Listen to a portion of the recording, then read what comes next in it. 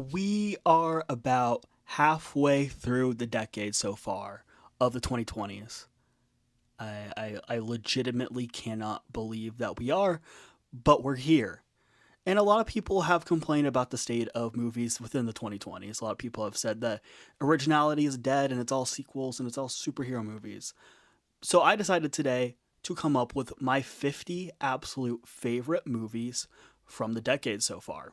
When making this list, I realized genuinely how many original, awesome pieces of filmmaking have come out within the decade. Just a lot of them are not the big mainstream movies that you get with like the normal, typical, stereotypical summer blockbuster. This became to the point where I realized I had some pretty jarring honorable mentions that would make most people's top 10 of the decade. Movies that include Top Gun Maverick and Oppenheimer. And I know people are like, what? Those movies did not make your list of the 50 best movies of the decade? So stay with me here. This is not going to be the 50 best movies of the decade because I definitely know those movies were culturally important enough to be included in any 50 best or most influential films of the decade so far. This is going to be my 50 personal favorites, the ones that made me want to go outside and make movies and write and made me think about my own life. So this is a very, very personal list of movies that resonated with me in a time that I needed them and kind of cement certain parts of my life within the last 5 years. So first we're starting with 2020, where I had 6 movies selected for this list of 50 best movies of the decade.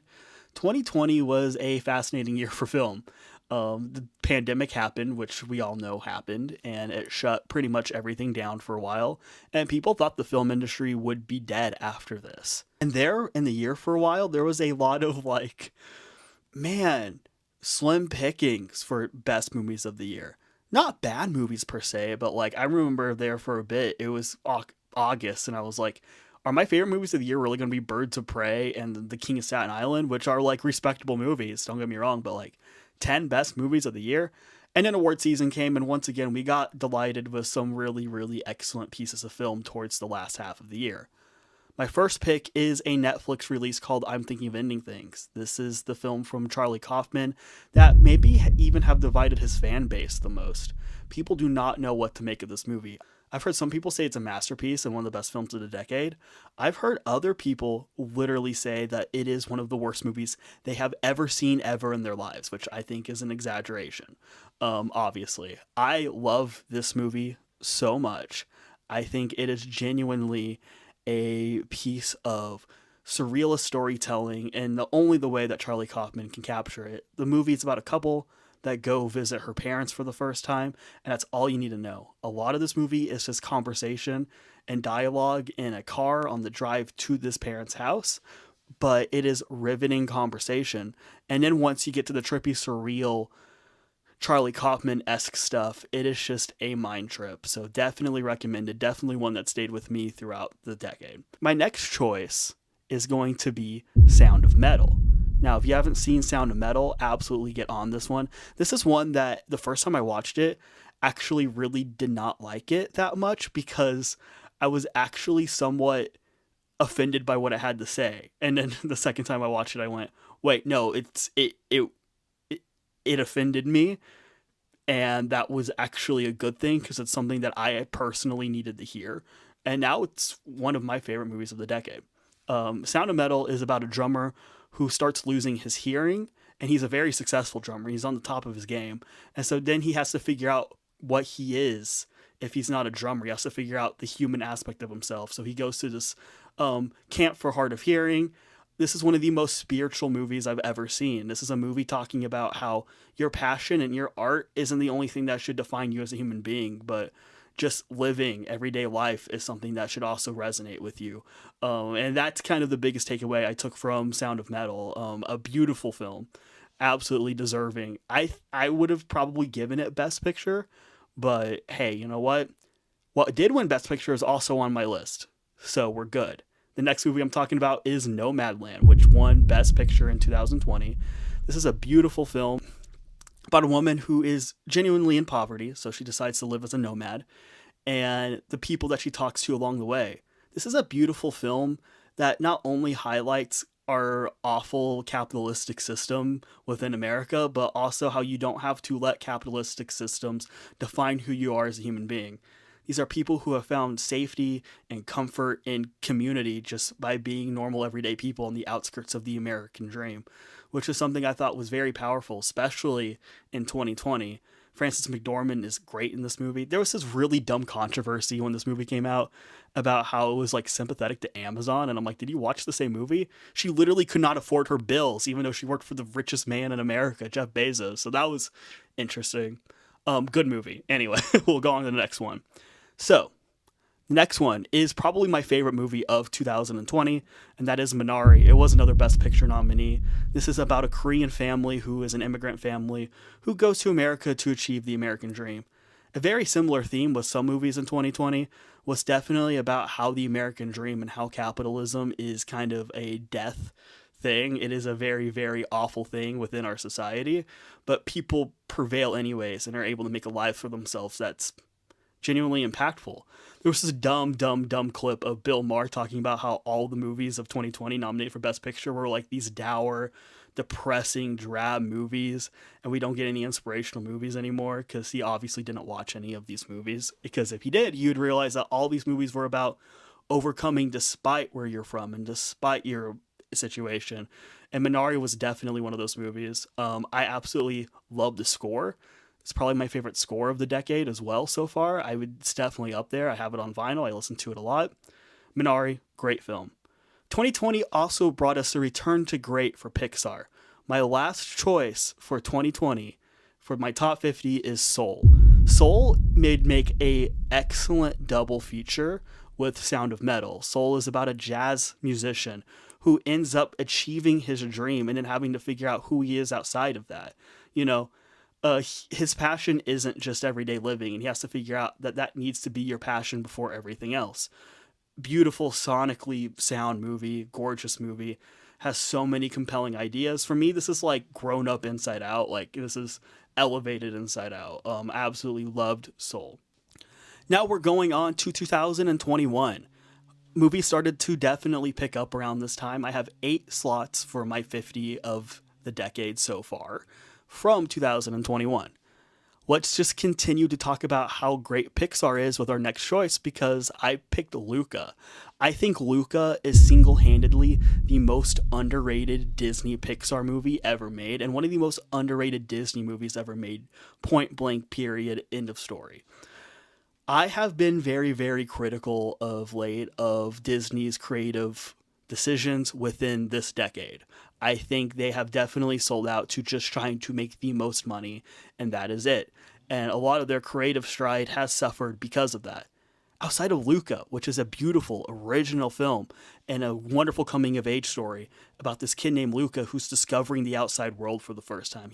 He's discovering who he is on the inside, and the story is beautiful. One of the things that I love the most about this movie is actually the fact that the antagonist, excuse me, is this bully character who has no redeemable aspects whatsoever and is not redeemed whatsoever by the end of the film. A big good part of this story is about how you're going to go through life and not everyone's going to like you and some people are just going to be mean and there's no way to sway them. But you're going to find those people who love you and embrace you for who you are, and those are the people that are worth keeping in your tribe. This movie is one that puts me to tears just as much as the classic Pixar canon. The ending of this movie gets me every single time. Luca is a beautiful, poignant piece of filmmaking. Next up, we have The Green Knight. This is an A24 film that I think is one of the best in their catalog. I think David Lowery is one of my favorite filmmakers working. He has such a distinct style and flair to everything that he does. And The Green Knight is a great hero story about, what is worth it if you don't fulfill your destiny? If you run away and you side with the opposition just for power, is there anything to be sown from that? This is an existential, trippy odyssey through fantasy and some of the most beautiful and breathtaking filmmaking of the decade so far. I believe this budget was like 50 to 60 million, and it looks and sounds better than the vast majority of $200+ million blockbusters that we get right now.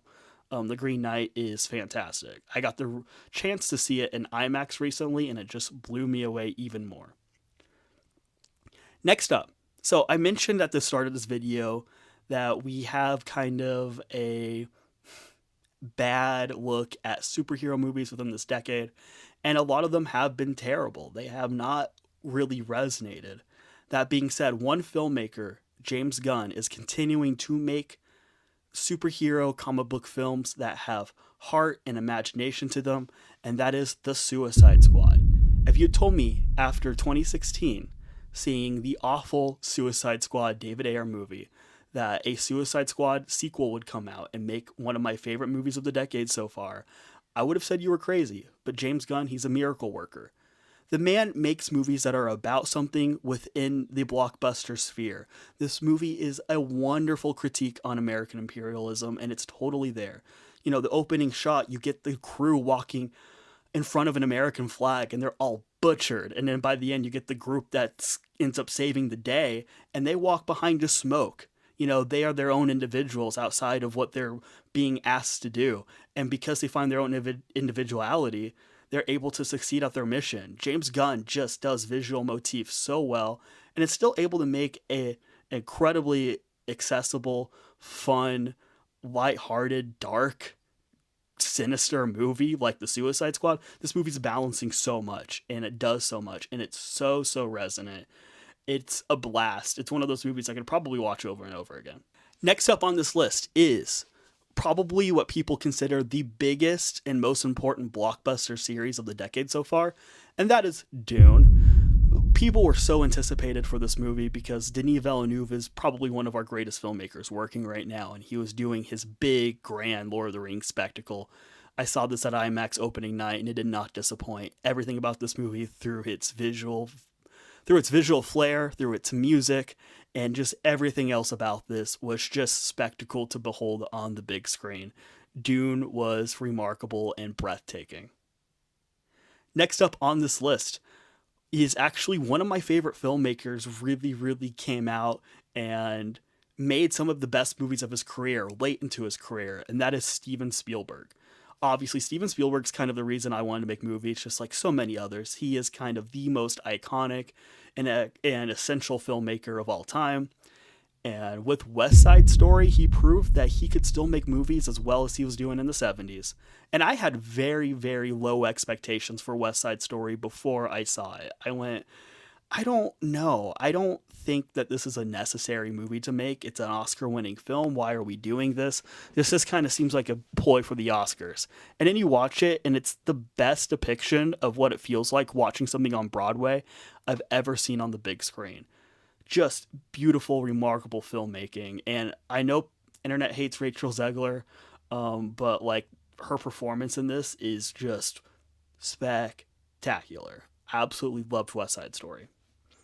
Next up on this list is another controversial movie from one of my favorite filmmakers, Paul Thomas Anderson, and that is Licorice Pizza. A lot of people do not like this movie because it's a little problematic within its characters, but I think that's kind of one of the reasons it's interesting.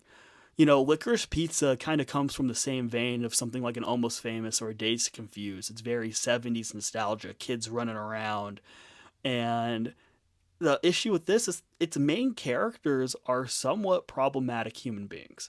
You're rooting for Alana Haim the whole movie to make the right choices, and she continues not to. And Cooper Hoffman's just kind of a slimy kid.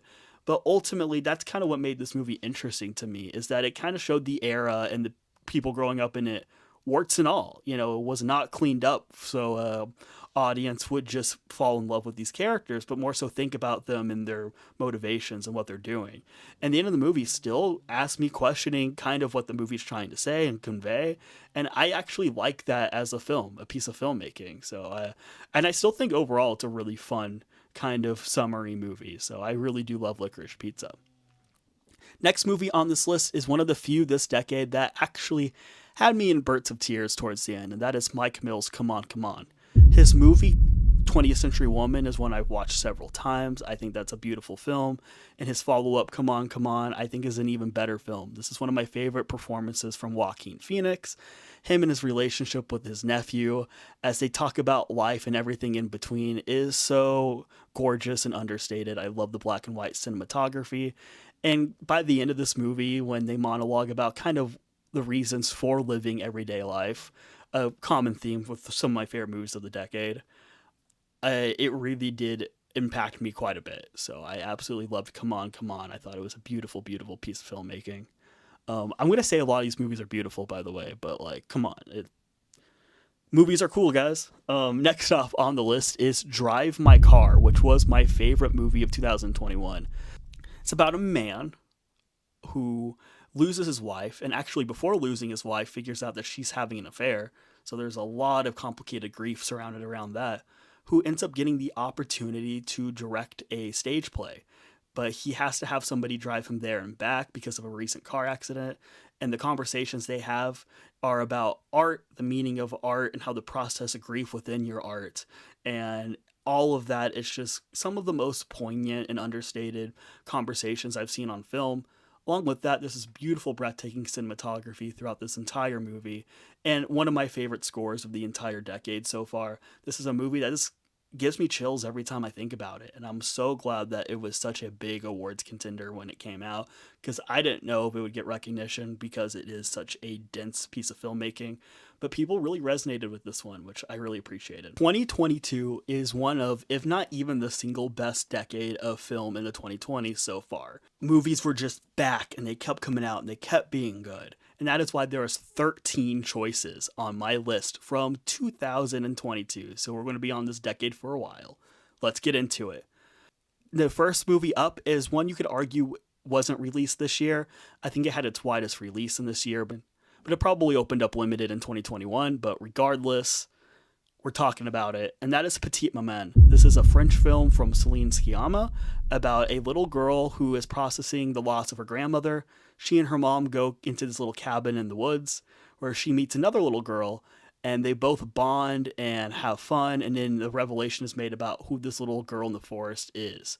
This has a lot of heightened magical realism in the same vein as a Studio Ghibli movie. This is probably the closest that we will get to a live action Studio Ghibli movie ever, and I just was pretty stunned throughout this entire piece of film. Next up, we got RRR. This is a fantastic Indian film. This is one of the best action films of the last 10 years at least. This is the best action spectacle blockbuster that Hollywood never made. This movie is incredible. It has one of the best action set pieces I've ever seen, along with a really, really great musical number, Not To, Not To. And that song won the Oscar, you know? This movie was absolutely fantastic and definitely worth watching. Next up, we have a film that is definitely one of the biggest success stories of the last 5 years, and that is A24's Everything Everywhere All at Once. This movie was kind of this niche science fiction multiverse movie that ended up catching such pop culture sensation that it won multiple Oscars, including Best Picture, and this is a movie that is so surreal and goofy. It's got hot dog fingers and people shoving things into their butts, but then it makes you cry and think about your life. It's absolutely astounding. It is a piece of creative genius on the parts of the Daniels themselves, who are two of the most innovative directors working right now. And I think people are just so interested to see what they come up with next after something this audacious.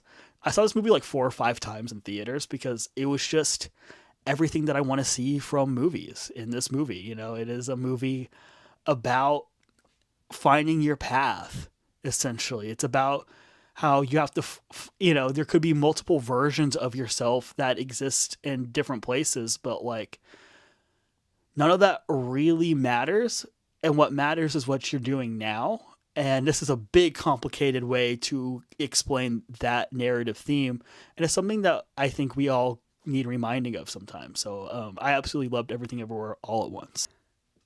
Next up, one of my favorite directors is Robert Eggers. The man just continues to make some of the best movies of the last few years, and that is no exception with his Viking epic, The Northman. I saw this movie on the Dolby screen, and it was just cinema epic boldness through the whole thing. I mean, it was just a spectacle to behold on the big screen.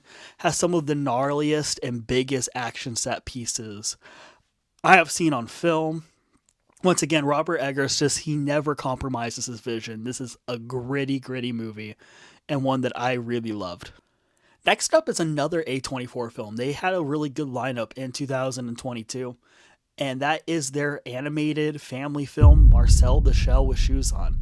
Marcel the Shell with Shoes On is a really simple way to tell an effective story about change. You know, this is a movie about having to adapt to your certain surroundings and set your normal routine depending on your circumstances, and how life change can throw that all out of balance, but how that kind of helps us grow and evolve as people. Isabella Rossellini plays the grandmother character here, and one of my favorite vocal performances of the last 10 years.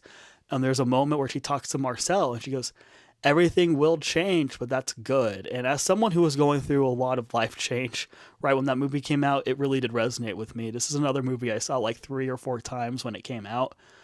I just really resonated with this one a lot. It is definitely among my favorites of the decade so far. Next up is a movie that has only resonated with me more and more since I've seen it. Whenever I first watched it, I did love this movie, but it has only just increased in my mind to the point where I can put it on the 50 best films of the decade list. And that is Jordan Peele's Nope. Jordan Peele is definitely one of the success stories within the last 10 years of filmmaking. He was a comedian turned director that ended up making Get Out, which was one of the most culturally important movies of the last few years. But Nope is in some ways his best helmed and directed film. This movie certainly feels like something that Steven Spielberg would have made back in his heyday, but it has that Jordan Peele kind of grit to it and social commentary. But this has, once again, some of the most impressive sequences I've seen in a movie.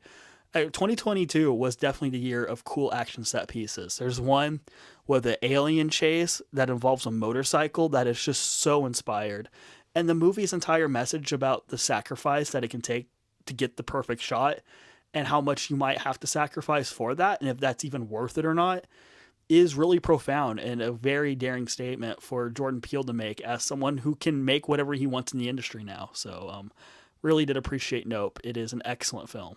Next up on my list, I have a movie that not a lot of people have seen. This is the most obscure movie on my list. That is Albert Burney and Kentucky Aldi's Strawberry Mansion. This movie is like combining a David Lynch movie and a Jim Henson project together. If you know anything about me, you know I'm all about that. This movie has some of the great practical suits and puppets, and the set design is beautiful, and this surrealist story about finding connection and love between these different planes of reality is so cool, and I just don't understand why this movie isn't talked about more. I wish more people would have seen it.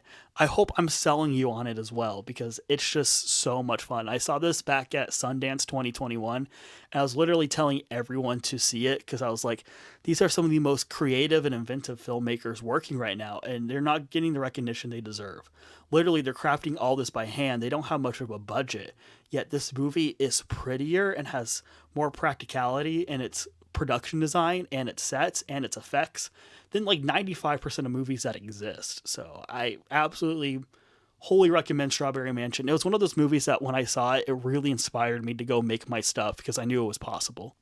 Next on my list is an Oscar winning drama called Tar. Tar is a movie essentially about quote unquote cancel culture. It is a movie about Lydia Tarr, who is a famous composer who gets allegations of misconduct thrown against her.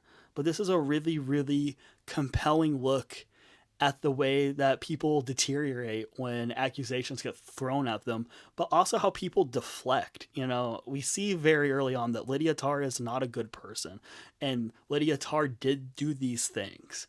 but she's kind of in this position where she's like, well, the art's worth it. It's worth my behavior, right? And the conclusion is absolutely not. This is a challenging character study that has a whole lot of nuance to it, and Kate Blanchett probably gives her single best performance in this movie. Next up on this list, we have another Oscar-winning drama, and that is The Banshees of Inisherin.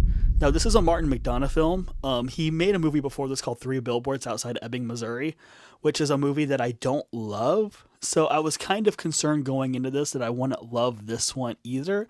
And then it ended up being one of my favorite movies of 2022. I think this movie is absolutely brilliant. This movie is essentially a guy who decides not to be this other guy's friend just all of a sudden out of the blue. And it's a friend breakup movie. People don't tell you how hard friend breakups are, but like they can be just as devastating as a relationship breakup. And this movie kind of goes through the betrayal aspect of something like that happening and just how much it can hurt the ego. But then just the way that it escalates and the obsession of it is just so fascinating. And the idea that some people cut people out of their lives because they feel like they are a burden, and if that's actually any legitimacy to that or not, I believe both performances in this movie are fantastic. This is probably my favorite Colin Farrell performance of all time. I would have given him the Oscar for this movie. Domhnall Gleeson also just gives a great supporting performance. They are two of the best actors working in Hollywood right now, and they both spar so well in this. I mean, it's just beautiful. Perfect screenplay, perfect performances, beautiful cinematography. You can't go wrong with Banshees of Inisherin. Next up on this list is a competitor for my favorite movie of the decade so far in general, not just in 2022. It's definitely my favorite movie of 2022. Spielberg was back with The Fabelmans. The Fabelmans was probably my most anticipated movie of all time, not just of 2022. It's probably my most anticipated movie ever. When I heard that Steven Spielberg was making a coming of age-esque movie about his life in a similar vein to Almost Famous with Cameron Crowe, I was like, sign me up. That sounds beautiful. And, you know, when you're anticipating a movie that much, it's really easy for that movie to not hit your expectations. And this movie met my expectations and even surpassed them in some ways. This is a beautiful film about how art can influence your life and life can influence your art. As kind of straightforward as that sounds, we really do see the process of Spielberg connecting to this to understand what's going on within his family and his life growing up at school. It's a great statement about why film is an important and powerful medium to understand what we go through on an emotional level every single day. And not only that, this has the best cameo of all time by Mr. David Lynch, rest in peace, playing John Ford at the end of this movie. I've never felt that excited in a movie theater before in my life than seeing that go down. I mean, just a beautiful, beautiful experience. The Fabelmans, yeah, I could watch it literally on repeat for the rest of my life. There's only one other movie that even competes with it for my film of the decade, and we'll get to it. I'll leave you in suspense. We haven't gotten to it yet. My next movie on my list, if you had told me at the beginning of this decade that Puss in Boots: The Last Wish, the sequel to Puss in Boots, a good movie from DreamWorks, but like nothing exceptional, you know, it's fun. But if you were to tell me that the sequel to that movie would not only be my choice for animated film of the decade so far, but genuinely one of the best movies of the entire decade, I would be like, that's crazy. But DreamWorks absolutely cooked with this movie. Oh my gosh. I mean, every frame is a painting. This is some of the best CG animation I have ever seen in a movie still. Once again, 2022, the year of the action set pieces, and this might have had the best one. The shot choreography, the action was so fluid and so animated and so imaginative, and the story was really compelling. And the scene where Puss in Boots has a panic attack in the forest was one of the most startling and honest depictions of having a panic attack I've seen on screen. And the moment where Perito, a little dog sidekick, puts his head on his lap and he calms down, it's one of the most cathartic pieces of filmmaking I have seen this decade. I mean, just blown away by Puss in Boots: The Last Wish. I saw it 5 times in theaters. Yeah. It's just so good. Please, please, if you have not seen Puss in Boots: The Last Wish, you have to make it a priority. Stop watching this video and go see it. Like, come on. We're going to be talking about another DreamWorks movie actually later on in this list. Really, really awesome that they're really picking up the ball when Disney's been kind of slacking lately. They're becoming a big juggernaut in the animation industry, and we love to see it. Really kind of surprised me made this list because whenever I first watched this movie, I didn't quite resonate with it as much as everyone else did, but it stayed with me a lot. I've seen it a few times more since, and it really has started to connect with me a lot more until the fact that I do think about it on a regular basis. And that is another A24 movie called After Sun. This movie is kind of a look at coming of age with this little girl and her relationship with her father, her young father, and his spiral of mental health as they go on a summer vacation. She starts to spot signs that something deeper is going on. This movie is so incredibly understated that it will definitely sneak up on you in a certain regard. You know, a lot of this movie is like, where is this really going? It's just kind of people hanging out by the pool and talking. But then once this movie gets its grip in you, it gets its grip on you. The song Under Pressure from Queen will never be looked at the same way again after watching this movie. That song will put you in tears after you watch After Sun because of the effective way it is used. But yeah, this is one that continues to grow on me and I continue to think about. I think it's a really reflective and honest look at trauma, and it's a beautiful piece of filmmaking. Again, I'm saying that about all these movies. They're all beautiful. I need to stop using beautiful. Every time I use beautiful, take a shot. We'll see how long you get through this video. Now we are heading into 2023, where I have 12 movies that I'm going to talk about. Again, shocking. Yeah, Oppenheimer was cut from this list. So was the A24 film The Iron Claw, which I love and kind of hurt my feelings, missed this list, but it is what it is. Sometimes you have to make sacrifices. But there's 12 movies from this year on this list because this was also another exceptional year for film. Starting off with another one of the more divisive movies that I put on this list, but a movie I love and think about on a consistent basis, is Ari Aster's Beau is Afraid. So Ari Aster is one of our most interesting filmmakers. He has mostly made horror films. Hereditary and Midsommar, I think, are two of the best horror films of the last 10 years. But Beau is Afraid is a very different approach. You can also consider this a horror movie, but it's also a surreal swing into mental and clinical depression and anxiety, and it completely puts you in the headspace of something like that. It is one of the most audacious pieces of filmmaking I have ever seen. I've never seen anything quite like this movie. This movie has brushes of surrealism that would even make David Lynch question what was going on. I mean, he has some of the most weirdest and surrealist swings I've ever seen taken in a movie, and man, I admire that. Is this movie kind of a mess towards its last act? Probably. Is it a little too indulgent at times? Maybe. Is it one of the most creative and interesting pieces of filmmaking I've seen in the last 5 years? Absolutely. Is it one that I've thought about a lot? Yes. I think Joaquin Phoenix gives one of his best performances in this movie, along with Come On, Come On, we talked about. He's had some really good performances this decade. Heck, he was great in Joker 2, even though that movie is not very good. So, I mean, the man just continues to knock it out of the park. And again, this movie just is such an existential head trip, and one that's definitely worth taking. Next up on this list is a movie from the Marvel Cinematic Universe. Sorry, film bros, I guess. But look, here's the thing about the Marvel Cinematic Universe. The last 5 years have not been very kind to them ever since Endgame happened. They've been kind of struggling to figure out their identity and their brand, and have made some pretty awful movies in the process. They did make one movie that is a close to perfect masterpiece that made this list. Once again, James Gunn enters again with Guardians of the Galaxy Volume 3. The Guardians of the Galaxy franchise, in my opinion, is one of the best trilogies in film history. I believe all three of these movies are close to perfect and tell a wonderful, encapsulating story and have a lot to say about kind of our relationship with each other, the male ego, finding community and family amongst people you want to expect. These movies touch on more universal themes than the other Marvel movies that are just kind of about setting up things in the universe. Like these movies feel like they're actual movies with thematic depth. Once again, something that James Gunn does so incredibly well, and Guardians 3 is no exception.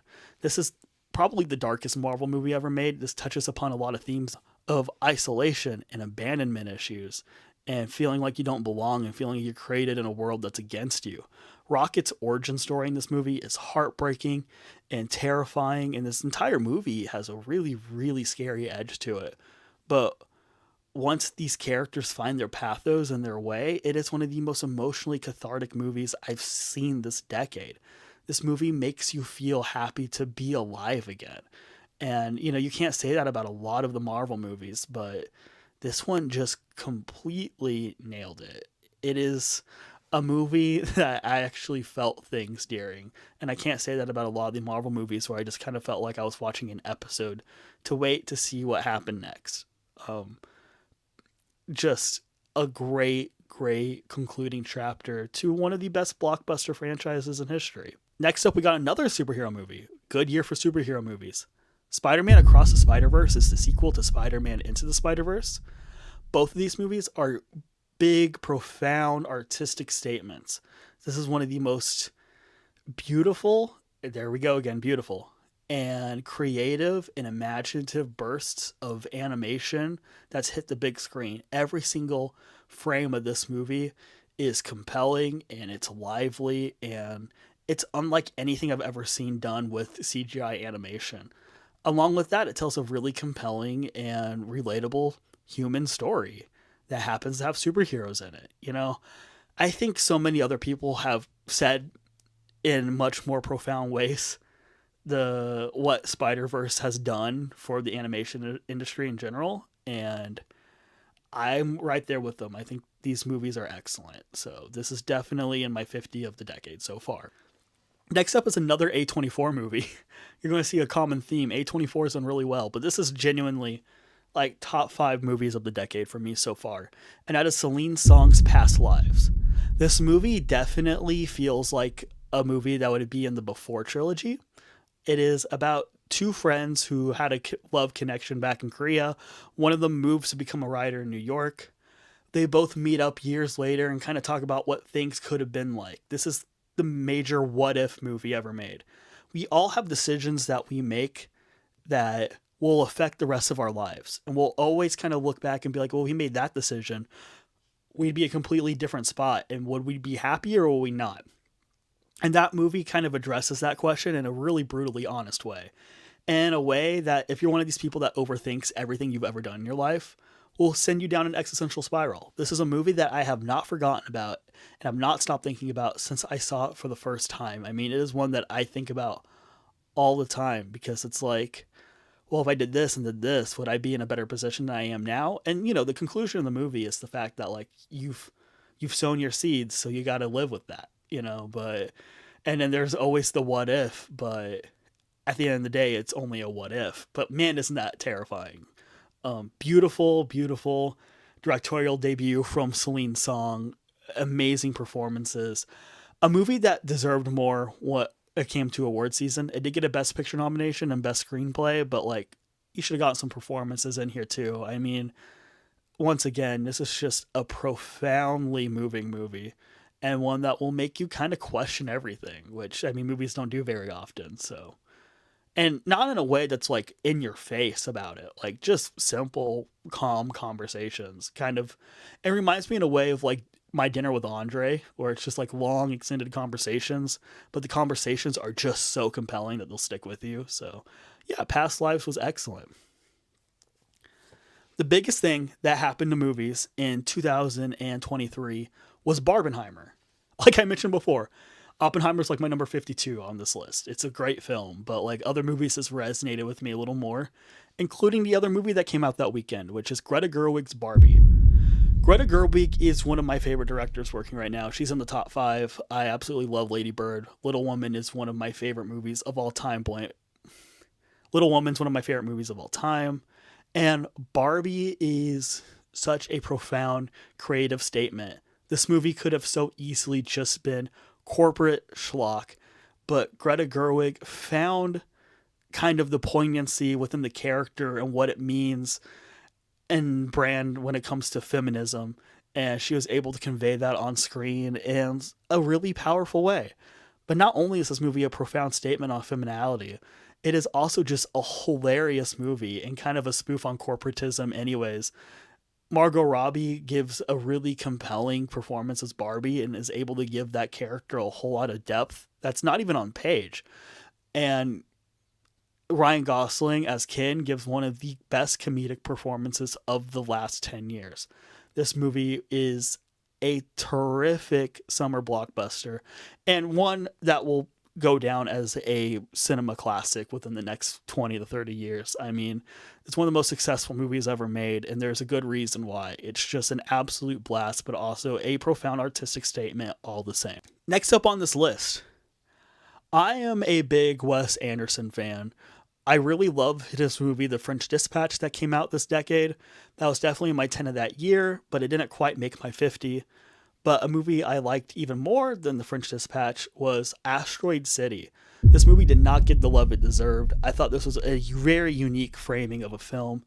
This movie works as a stage play. You know, you're seeing these people make the movie as they make the movie, and there's two conflicting plot lines where these people don't quite understand where the movie's going, but they're still having to tell their story anyways.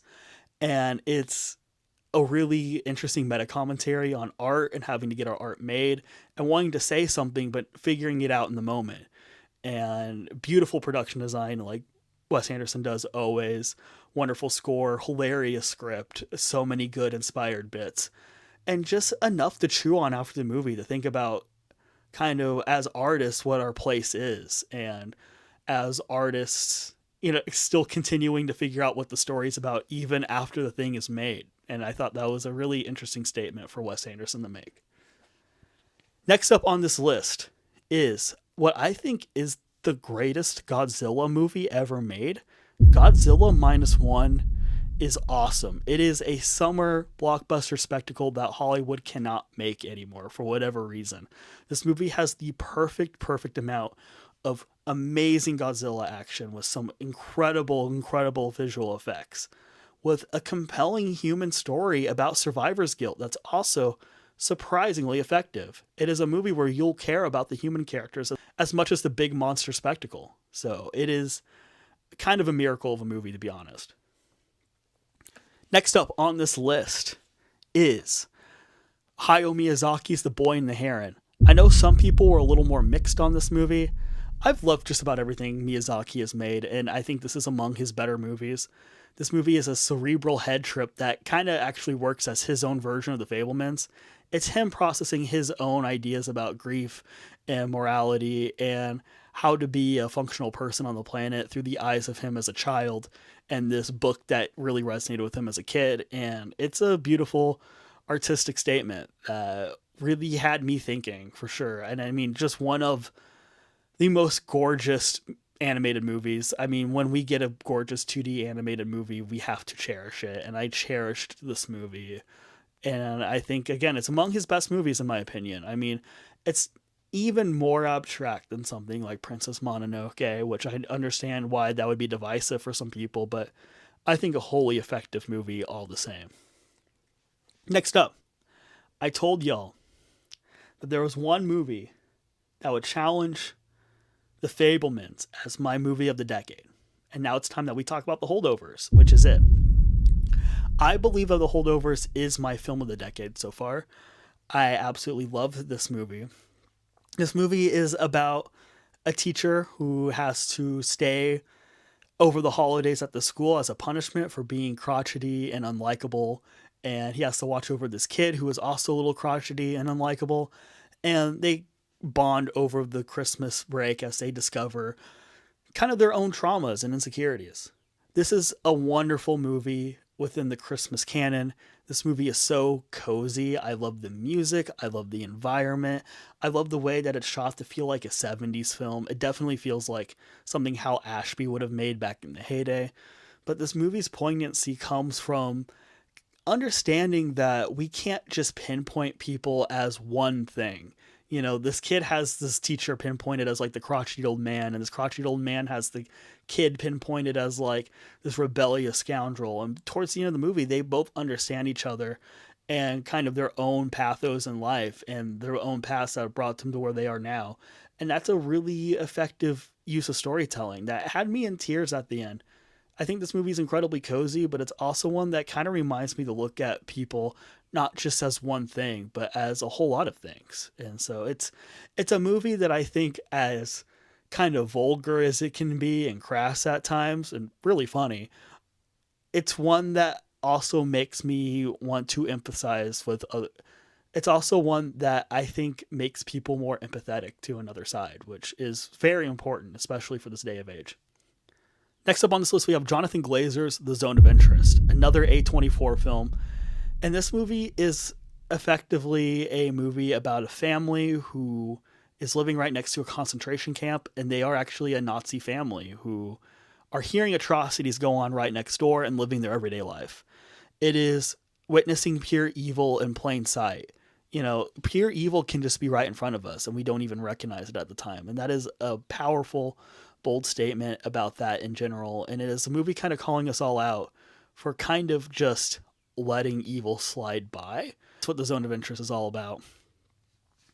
And this movie conveys that. This is not a fun movie to watch by any means, but it is one of the most audacious and interesting films I've seen so far this decade, and certainly one that I think about consistently. So these next two movies I'm just going to count as 2023 releases, even though they kind of came out in theaters in 2024, but it's just tough with festivals and all of that. Kind of pinpoint exactly where they're supposed to be. The next one on this list is going to be Perfect Days, which is the new Wim Wenders movie. Wim Wenders is one of my favorite filmmakers. His movie Paris, Texas is certainly like one of my all-time favorite films, so I was really excited to see what he'd do with Perfect Days. And Perfect Days is one of my favorite movies of the decade. The man just continues to make excellent movies.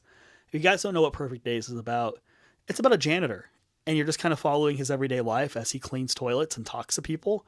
And that might sound boring, but it is one of the coziest movies I have seen so far this decade. One part of it is it's kind of showing how unglamorous this life is of this janitor, and you're kind of like, oh, I would hate that. But he is so peaceful and content with his life that it is charming. It's not a movie that shows, oh yeah, if you just get to work, you'll be happy. But it's someone who chooses peace and happiness despite the work that he does, which is something that I found to be a profound statement. An idea that capitalism can't take away your freedom or your joy, and you can just find peace and joy and simply sitting on a bench and looking at the trees and talking to someone, you know, the people that he runs across in this movie. Some of them even judgmental for his life, but at the end of the day, he doesn't care because he's perfectly content with just kind of talking to people, cleaning up toilets, reading William Faulkner, and listening to the Velvet Underground. And that's the way he wants to live his life. And there's something about that that I found to be just so incredibly moving. I love Perfect Days. Next up on this list is another animated film, another 2D animated film called Robot Dreams. This movie has no dialogue in it. It very much feels like that BoJack Horseman episode where he's under the water, but for an hour and a half. And it's essentially about a missed connection. It's about a dog and a robot who end up becoming the closest of friends, end up having to be separated due to life. And one of them gets stuck in a beach and one of them is trying to get to them. And then they find other people. And this is kind of the story about how they end up forming and bonding a friendship and how they have to figure out how to live their lives without each other and how that actually helps them bring them into their next relationship. I saw this movie at a time that I really, really needed to see this movie. And this is another big cry movie for me on this list.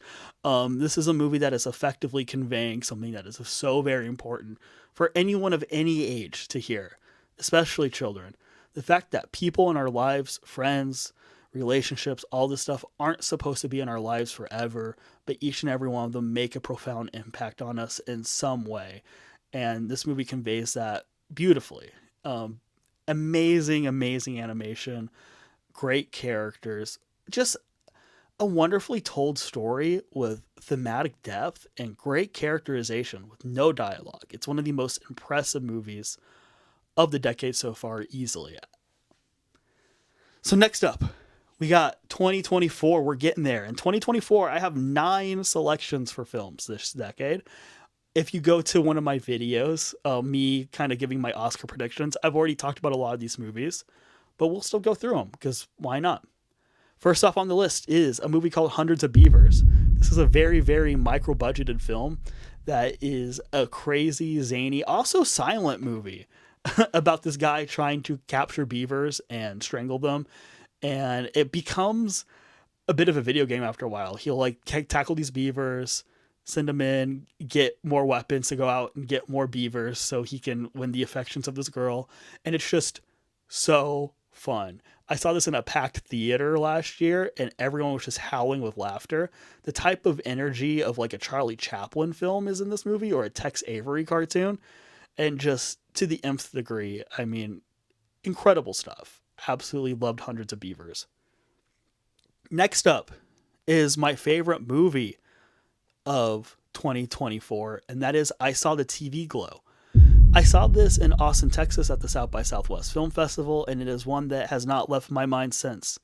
This movie is, in my opinion, this generation's Donnie Darko. It's a movie about disenfranchisement within our current system, but also a movie about how trying to find your identity is horror within itself, and having to act as someone that you don't believe you are in everyday life is a type of torture that is indescribable. This movie has beautiful cinematography, really, really, really interesting color palette. The idea that like we see the Pink Opaque, this TV show that's conveyed in this movie, that's kind of like this retroistic, scary Nickelodeon show, kind of interfused into the real world, was something that was incredibly inspired. And I think Jane Schuenbrunn is one of our most versatile filmmakers working today. Next up, we have The Beast. This movie is a cerebral head trip that is definitely Lynch inspired. This movie has an interesting take on AI and relationships and existential dread. And I'm trying to be vague here because the movie is conveying a lot and I don't even understand entirely what it's saying. But it is one that, once again, just stayed with me throughout the entire year, and one that I continue to recommend to people because not enough people have seen it, but I genuinely think it's one of the best movies of the decade so far. Next up on my list is Dune Part 2, the sequel to Dune. You know, I did really love Dune, like I said before, and I think the sequel just improved upon it in every single way. Larger, even more bombastic, even more epic, even more chill-inducing. I saw this 3 times in theaters because, like, we just don't get spectacle like this at the theater that much, and we just need to embrace it every time it comes. Next up is our other DreamWorks movie, Chris Sanders, The Wild Robot. I believe Chris Sanders is one of our best filmmakers working in animation right now, and this movie is another treat. I mean, just a wonderful movie about parenting and becoming something that you're not. You know, it's the idea of like, nature has programmed you to be one thing, but it's okay to steer and become another thing if that's really what you ended up being programmed to do overall. You know, things also just kind of work out for a reason. And that's something that really, really impacted me about The Wild Robot. Chris Sanders, he's just a genius. Next up, we got A Real Pain, which is the Jesse Eisenberg film about 2 cousins who end up bonding after the death of their grandmother at a trip to Poland, where they discover not only their own heritage and kind of the pain that is involved with the horrors of the Holocaust, but also kind of their own relational pain and what they're going on in their own lives.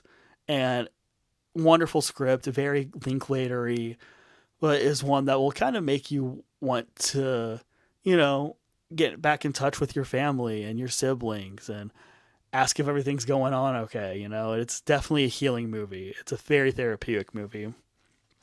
Next up, we have Memoir of a Snail, a wonderful stop motion film by Adam Elliott, who is another great animation filmmaker.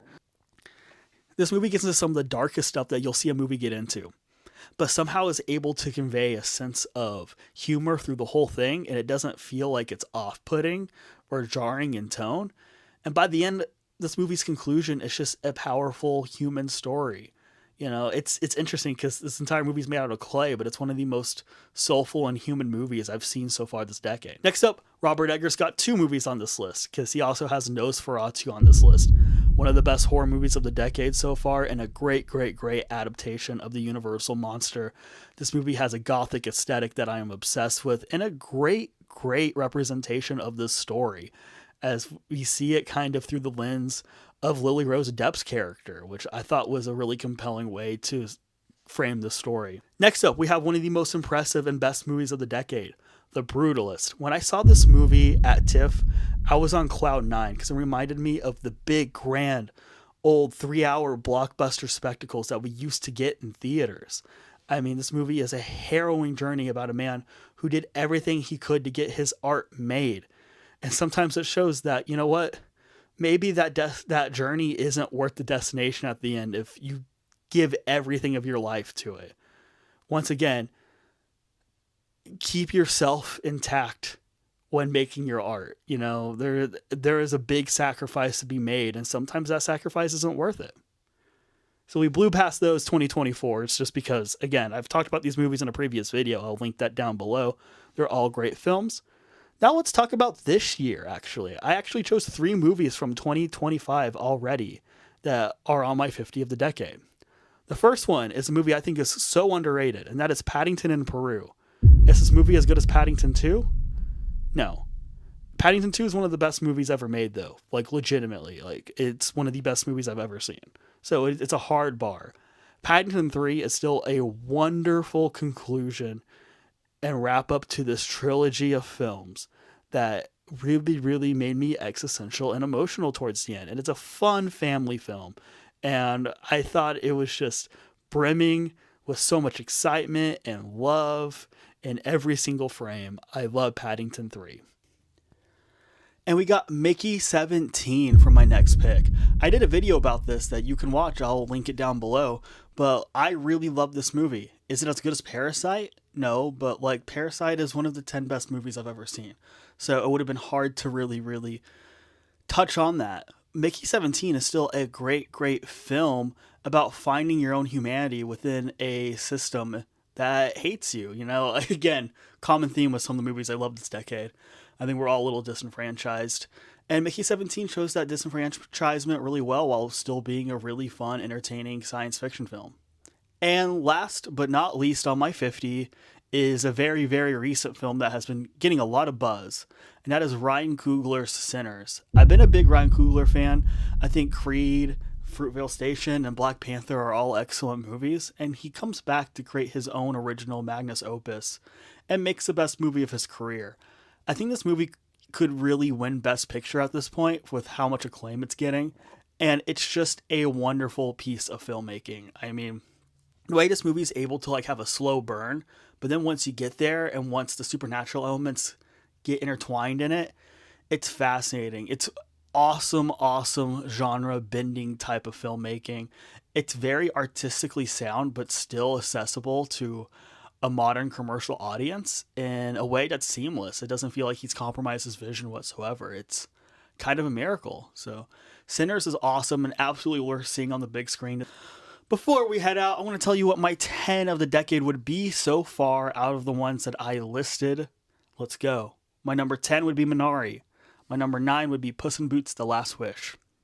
My number 8 would be Perfect Days. My number 7 would be The Brutalist. My number 6 would be Drive My Car. My number 5 would be I Saw the TV Glow. My number 4 would be Everything Everywhere All at Once. My number 3 would be Past Lives. My number 2 would be The Fabelmans. And my number 1 would be The Holdovers.